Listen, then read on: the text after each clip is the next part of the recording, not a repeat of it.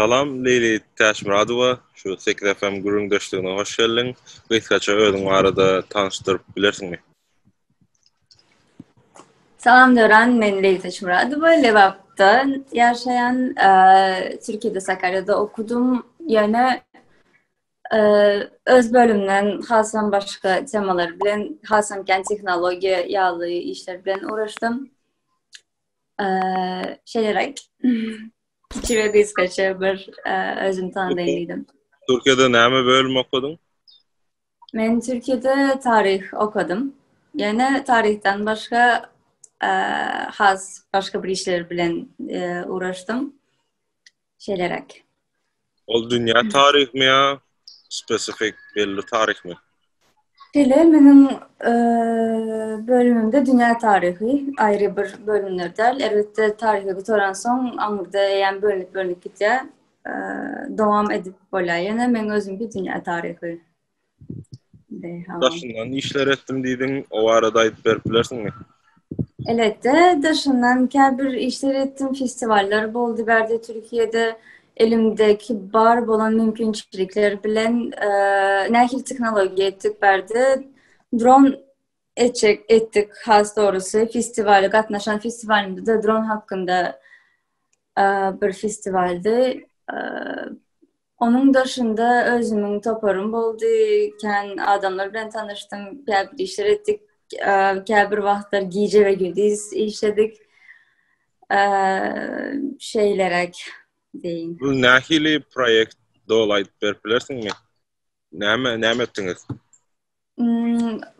Dünya bir proyektimi aýdyp beren, hasam gowy bolan proyektim. Olam Türkiye'de Teknofest diýip bir festival var. Onun her haysynyň ayrı bölümleri var. Mesela drone var, maşin var ya da neredeyse robotlar var. Kiçi dronlar var ya da SİHA diýip bir sany var. Meniň gatnaşanym savaşan insansız hava aracı diýip geçýär özü. Şol yerde bir näçe sanly dronlar uçýar ve video almaly. Belli mesela 1 metrden soň men o drony görüp tapıp onu hasam yakyn almaly. Bu eýem kodlama işlerine girýär. Bu drony baştan sonuna çenli ahlisini özün etmeli. Yani drone'un özünü yasamalı. İçindeki Türkçe dediği yazılım dili var. O yazılımını özün etmeli. Dürlü işler boldu. Yani bu proyektim SİHA deyip geçiyor adı. Savaşan insansız hava aracı. Senin toparyňy SİHA etdi onu. Menin toparım oldu. 19 kişi toplandı. Aslında 10 kişi olmalı. Yani käbirleri 9 kişi sağ olsun kömek için geldiler. Hem öğrenmek için özel birinci sınıf ve daha taze başlansın okuyuculardı. Toplantılar bolyadı ve drone'u değişimleri biz özümüz etmeli olduk hava. Şöyle düşündüreyim. Video çekmek için, yazılım etmek için ayrı bir 3 kişi. Drone'un tasarımını çizmek için ve onun aerodinamiğini diye insanı hesaplamak için yani havada nähili duruyor. Onun hesaplarını etmek için ayrı bir 3 kişi ayırdım. Bunun hasam dışında alan yadığımızda festivalin özünün bir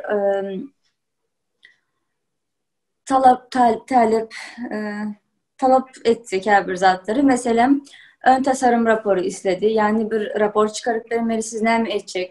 Şu 20 sayfa yakın bir zatlar rapor benim özüm yazmalı oldum. Onu benim özüm yazdım. Ondan sonra kritik tasarım raporu yani eden işini suratlandırmalı, bütçeni görkezmeli.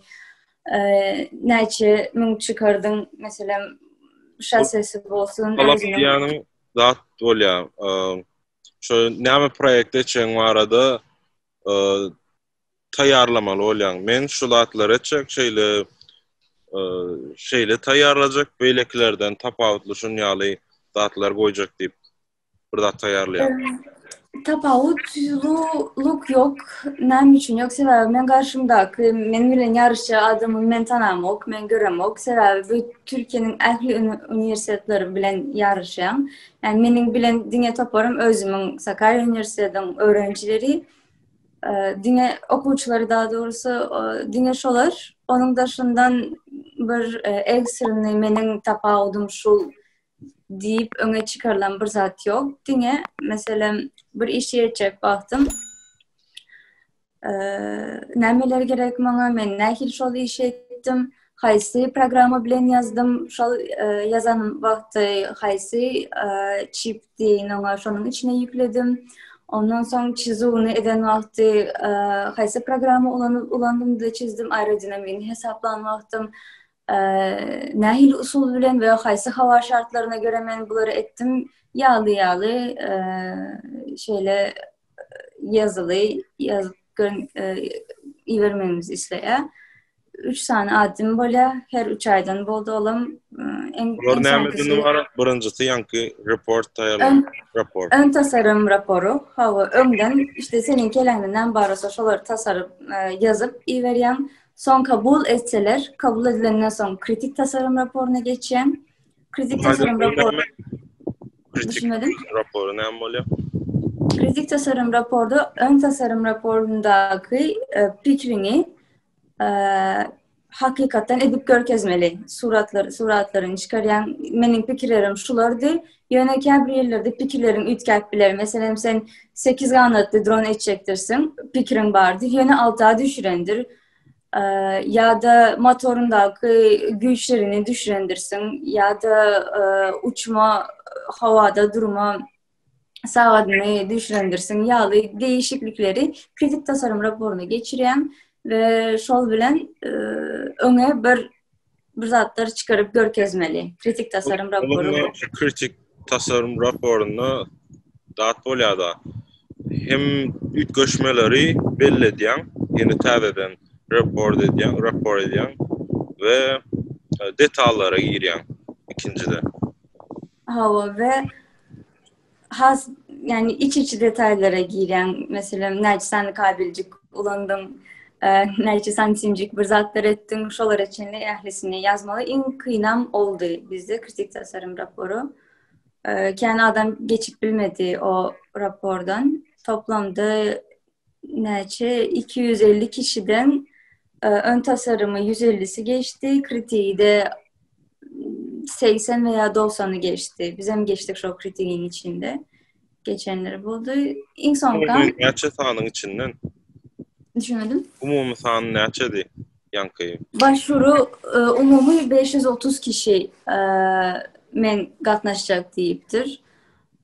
Ondan soň ön tasarımında toplamda işte ýanky aýdyşym ýaly 200-150 arasında adam geçti. Sebäbi başlap soňdan goýan bir topar adam bolandyr.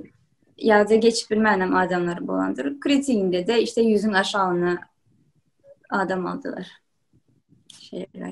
O üçüncü adım näme? Üçüncü adım bolsa soňky eden işini islen yerinde drone yerden galdırmalı, 10 minut ýaly drone havada tutmalı.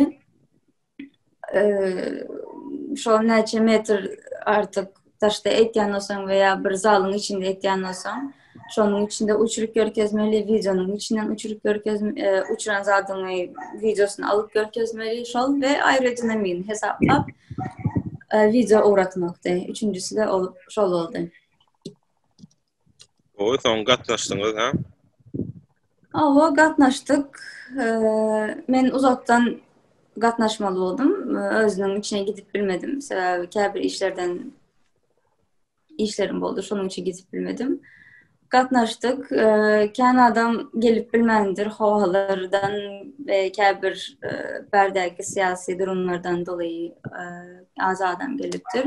Uçurduk, hesapladık. Ýöne azıcık problemleri çıktı. Yani birinci, ikinci veya üçüncü bolup bilmedik.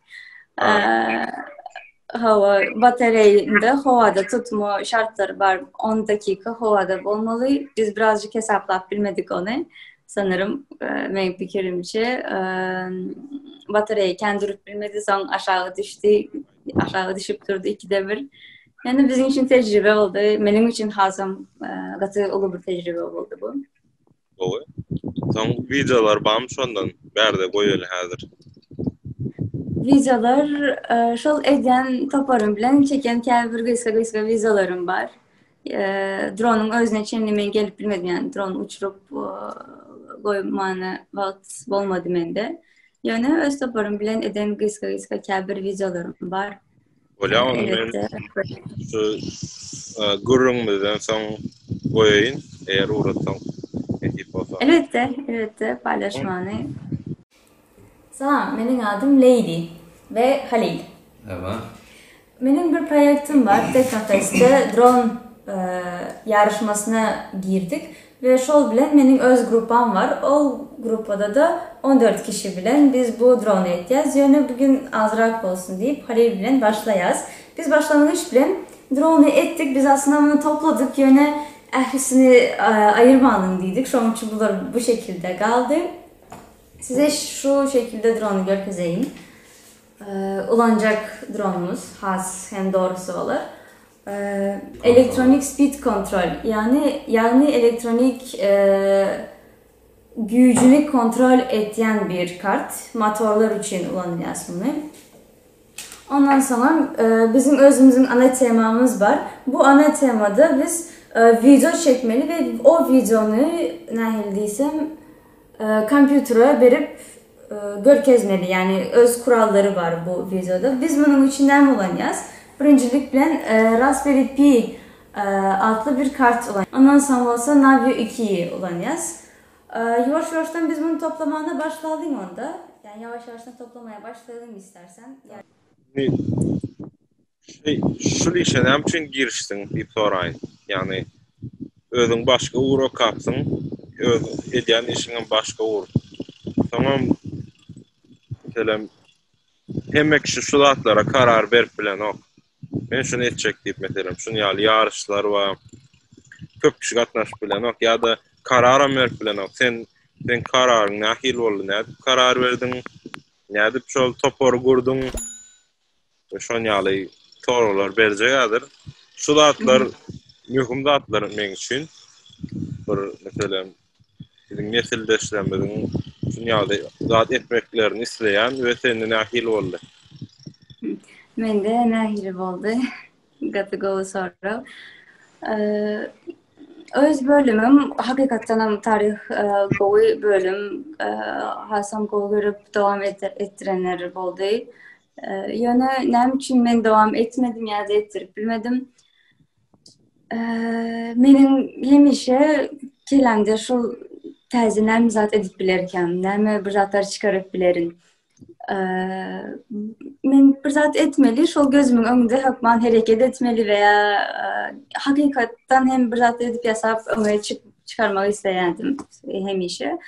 Şol üniversitetem bärisi maňa ulakan bir şans boldy. Şeýle aýdaýyn sana, men de aňyrda Sakarya'da tarih okanlygy aldım. Aytadı, menin şeýle projem bar, moğolunların yanına gidip işte hocam şunyan durumlarım var. Hemen hiç tanışım yok. Mühendislikten okan tanışlar yok. Elektrik, elektronik, makine, mekatronik yağlı bölümlerde hiç tanışım yok. Hiç sadım yok. Tanam yok. Hiç kimi yöne. Şol bölümlerin özüne gidip kâbir sapaklara in arkada oturan hiç kim tanam yok. Yöne haysi sapak haysi laboratuvarda geçen şöyle bilen in arkada oturan, dinleyen, zaten adamları tanıyan. Şol bilen tanışıp gittim. Nädip men heveslendim ona. Yanımda ken adam vardı. Ay sen bunu näme etjek? Özün başka zat okapıyorsun. Bunu nädip kellen basar ya da şey zatlar oldu. Ya da ay gıyız maşkada sen näçe edip bilecek mühendisler, din erkekler okaya sen üçün dersen gıyız hakikaten hem bunu bana diyenler oldu. Yani bana böyle diyen adamları men özünden hasam uzakta tuttum. Hava doğru diye mühendisler de din erkekler var. Din erkeklerden hasam Soňky wagtlar elbetde gyzlarym bar. Kendi hasam ken erkekler bar. Ýöne näme üçin gyz olmasyn diýdim. Men hem bolup göreýin diýdim içinde. Şol projektimin içinde en gaty meniň üçin kendi isleyen zadym bir gyzym bolmasydy. Şol üniversitetiň içinde biri olsun, bir gyz olsun veya şol grubun ählisi gyz bolsun. Men bärde aýrym edemok, erkekler bärde, gyzlar bärde däl. Hiçbir şekilde yani işte tapawut bolýar bir temalarda, zatlarda. Şol sebäpli bu projektin hasam kıyın tarafı men proje etjek, drone etjek, ýöne men pulun giren tapýan. Näde pul tapýan? Hawa etjek, hawa pikrim bar. Ýöne men ýerden almalym muny. Men toplantı odasında etmeli, benim bir sürü bilgisayarlarım, kompüterlerim bolmaly, disklerim bolmaly, ya da drone etmek için bir zatlarım bolmaly. Hiç sadım yok elimde, boş bir şekilde girdim. Bir tapar muallimlerin yanına gittim. Yani boş gitmedim elbette. Bir isteyen zatlarımı yazdım, çıkardım. Şu zatlarım var dedim. Bir tapar toplantı, konferans yerlerine gittim, geldim, gezdim. Son muallimler sağ olsun 2-3 gezek beni gören sonra yani ay şol oğlan govel ya şu bizcağız govel ya bu bilen edip bilersin, o bilen edip bilersin deyip bir tapar adımla tanışıp bu şekilde gittik. Yani başlangıcı kıyın oldu benim için. Sebebi az önceki değişim yalı aynen geçecek. Edip bilmersin, sponsor nereden taparsın. Şans buldu. İlk birinci günümde sponsor taptım sırası. Ondan sonra işecek yerimi taptım. Dünya tanış tapıp şol projekti etmek kaldı benim için. Şeyler oldu. Topar gurmakda näil kynçylyklar çekdiň? Yani elbette yani muallimlaryň, professorlaryň kömekçi boldy saňa ýöne kömekçi bolýan, allaýanlaram bolýar ýa-da bolýar diýä gelýär-de soň belki başda pul gazanyp bilen ondan soň gidýärler ýa-da şol ýaly nähil kynçylyklar boldy. Topar gurmakda we şonu dowamlylyk ýöretmekde. Topar gurmakda nähil kynçylyk boldy mende. Bir topar gurmak wagty, islen wagty, ya bu meniň özümün şahsy pikrim. Bir topar gurmak islen wagtym meniň öz islegim näme? Yani meniň bir projektim bar. Hawa. Men projektimi başdan soňa şeýle özüm bilmeli. Yani maňa näme gerek bu projekte? Bu projekti etmek için maňa gerek zatlary men tapdym. Tapan soň maňa bular kimler gerek maňa? Yani Hawa sen bir bölümün birincisi, ikincisi veya beşincisi bolup bilersin. Yani bilemok men üçin diplom diňe gatgaýyz diýip görýän. Onuň daşyndan bir zatlar. Biz özümüz nähili üstünde işlesek, şol wagt hazırki professorlar, diğerleri doktorlar, diğerleri şol bolup bilersek. Yani diňe gatgaýyzyň üstünde der. Topar olsa diňe meniň özümün näme islenimi tapdym ve hakikaten hem maňa kimler kömek edip bileceğini tapdym. 19 kişinin içinde 10 kişini tapdym. Yani şeýle oldu. Men yaklaşık 30-33 kişi bilen görüşdüm. Her haýsy bilen meselem senin ýaly men diýen şeýle projektim bar. Sen berde maňa nähili kömek edip bilirsin. Ol kineme kömek edip bilecek zatlaryny sanady ýa-da yok manam däl yani men diýemok berde sen bu projekte bolup bilmersin git veya da şda dur ýaly. Hiçbir şekilde yok. Kömek edecek olanlar geldi. Projekt tapmak isteyen adamlarıma men näme isleýänimi bildim, öğrendim ve o adamların sürekli arkasını kovaladım. Yani bolýan sana dönüş ederim deyip projekte son gelenlerim boldy, başka bir şekilde görüşenlerimiz boldy ve ýöne ýolda gidip barýakam kelemde bir pikirler ba öňüme bir tanışı duş gelýär, şol bilen ýoş-ýoşdan toplandyk. Oy. Netijede nämeler gazandym diýip pikir edýän? Şu meselem şeýle öz başda bir pikiri başladyp netijede goý başarynykly bolmasaňam näme gazandym diýip pikir edýän? Tecrübe. Durmuşumdaky iň uly tecrübe kän wagtymy aldy Hawa, kän adam bilen tanışdym Hawa. kendi işedenimi düşünen şol zatların içinde gowluklarım oldu, elbetliklerim oldu. Hem işe dine akçızık görüp durmadım şol proyektimin içinde ya da eden başka proyektlerin içinde. Bana kazanan bir zati tecrübe oldu. Hasım katı tecrübe yani adamların herhangi birisi bilen insan ilişkisi yani nerede zade içerim. Hakikaten hem nerede nem islenimi tapmak. Hasım yani mühim olanı nerede men islen zadımı nerede tap bilen, nereden tap bilen. Bir problemini gıyska kaliteli bir şekilde nerede çözüp bilen. Yani bir zatları elde edip bildiğini düşünen. Zat boldy mu? Boldy men meselem ýarsyna ýetdiň, men şol iş etjek gel bolmady meselem. Men Yok. şol işi goýaýyn, gideýin, başga iş edeýin ýa-da umydyň açyp şeýle şol iş etjek gel diýen oltyň boldymy? Umudum kaçan vaxtları oldu. Yani şu işi etçek geldiğin vaxtım hiç olmadı. Sebebi bilemok. Nahil değilsem kem sana bunu.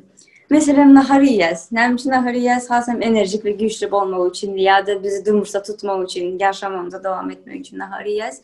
Meni bu proyektim ve eden kâbir proyektlarım men ruhuma nahar idiren yalı duydum bunları men özümde. Hakikaten hem beğendiğimi içinden beğendiğimi gördüm. Yani hiçbir proyektim yarım bırak koyayım taşlayın ya da başka bir zatlar olmadı. Yani umuttan düşünürüm. Boldu hava ay nem için olan ok. Yine nemi bir topar adam ay sen munyan zat nereden bilirsin özün bunu okap görürsün. Benim başıma başkanlık yapıyor falan filan deyip bir sürü değişik zatlar gördük. Herkil düşünjeli adam mı? Umut berýän ama umut bermeýän ama umydyň ýekýän adamlar ama aýtan ol iş etme başarmarsın diýen köp adam var dünýäde seresek. Ni şu festival mesela başka festivallarım var mı Türkiye'de? Men şu festivalın bahadyny bilip gaty beğendim. Şu Türkiye halkı için, yaşlar için adam. Ni bir kiçik ağam şun yarışlar bolýady. Ýöne on ýaly uly däl, kiçiräjik mektepde mesela. Men şunu bir ýurdumda da uly görnüşde bolsun isleýän. Şun ýaly yarışlar. Elbette bu Teknofest'e katnaştım doğrudan. Şu Teknofest diyemde mesela teknolojiyany täze nesil bilen has gowy netijelere getirmek üçin gurnalan bir festival we ýarış. Sen pikirin näkili şol bir ýurt üçin, bir halk üçin näkil täsiri uly sen pikirin? Nähil täsiri uly bolýar, muňa geljek. Ýöne ondan hasam başda diýelim bizim hem Türkmenistanda da bolsa hasam gowy diýipdim. Diňe mektepler içindeki okuwçylar derdi. Bütün Türkmenistan'ın içinde bolması ya da mekteplerin arasında vardır, elbette yarışlar vardır. Yöne belli teknoloji yarışları belki derdir. Yani şu alt net bir zat aydip bilemok. Yani Türkiye'de aslında dine Türk okuwçylar için der, ahli okuwçylar için açılan bir zat bu. Men Türkmen, yani men hava Türkiye'de ettim ve Türkiye'deki bolan ulu yarışlara girdim. Bu benim için ulu bir tecrübe değişim ýaly. Türkmenistan'da da bolması bizim taze nesle katı ulakan bir adım olur mu diýip pikir eten. Benim için sebebi men berde oturum ve menin etmek isteyen bir işim var. İşimi bilen bu işimi etmek için bir zatlar çözmelimen bu işi. Yani bir problemany başka türlü yollar bilen çözmeni kömek ederim diýip pikir eten. Yani Türkmenistan'da da olması hasam katı kovrzat olur. Yani doğru diyem. Awa. Bize nedir kömek olur diysen, benim bir fikrim vardır, senin bir fikrin vardır veya şu an bizi dinleyen birinin fikri vardır aslında bu tema hakkında. Awa. Höves alıp bilir, höveslenir. Hani veremedik göreyim der. Seni tapar veya ya da beni tapar. Bunu ne ettin, bunu ne ettin aramızda e, tanışmaları bolar. Ben öz bilgimi sana, sen öz bilgini bana verirsin. Şol bilen yoğurstan hasım gowy bir işler başarıp bileceğimizi düşünüyorum. Awa. Mesela Teknofest Türkiye'de badiysek yani dünya yüzünde Teknofest'te dünya yüzünde website'lar var. Kickstarter.com ya da yine bir neçe website'lar var da ol aklımda yok. Yani aşağıda men bellak geçer. Teknofest'in website'ini koyuyorum. Adamlar mesela tane nesil belki köne nesil şu zatlar görüp öğreniyorum ka diyen. Şu zatlar ne hili, ne adib edilýär, bizim yurdumuzda ne adib edip bolar. Ol hükman bir döwletiň etmeli zady dälmi ka diýen. Teknofest'i ýöredýänlerim hökümet dälmi ka diýen. Teknofest'i bir kampaniýaň edýän işimeň bilýänim. Mene Hava, birleşik edýärler.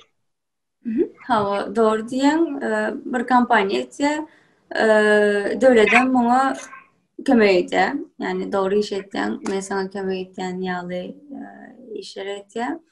Elbette yani adamın özünde olmalı, adamın demek istedim hevesin var olsa ayıp olmaz yatıver bolmaly derdi. İslerini hasam öňe sürmeli. Ya da men mesela bütün bir günüm diňe telefonda geçirip hem bilerin. Yani ol geçiren telefonda belki diňe her türlü sahypalar adını bermeyin käbir sahypalara däldi. Meni öňe sürüp biljek sahypalar bilen dowam hem yani ettirip bilerin. Dişmen adamın öz içinde özünün hövesi yani özünün ışığını hasam aydınlatıp bilmeli. Her birimizin özümüzün içinde olmalı. Awa. Bu gurunlar etdik diýip pikir edýän, biz dinleýänlerim öz pikirlerini aýtsa, şuňa meňzeş kimler bilen görleşip biler, geljekde şunu ýaly işler edenler bar bolsa biz bilen habarlaşsınlar, aşakda tesirler, komentariýa bölümine ýazsynlar, sizleýän pikirlerini aýtsynlar, sizleýän şu taýda aşakda gürleşeliň isleýän. Biz näde edip bileriz? Biz emni goşan goşmaly öz ýurdumyzda. Täze nesile meselem belki bir zatlar öwredip bilersiň näde komanda gurmaly, tejribeňi. Meselem orta mekdep okuwçylary ýa-da şu wagtdan belki bir pikiri başladyp bilerler. Sebäbi täze dünýäde mümkinçilik köp.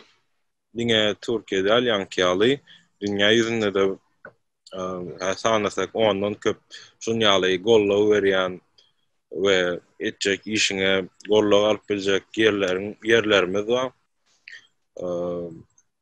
Şo barada gürleşeli, öwreneli, täze platformalar açaly, şu zatlar paýlaşmak üçin.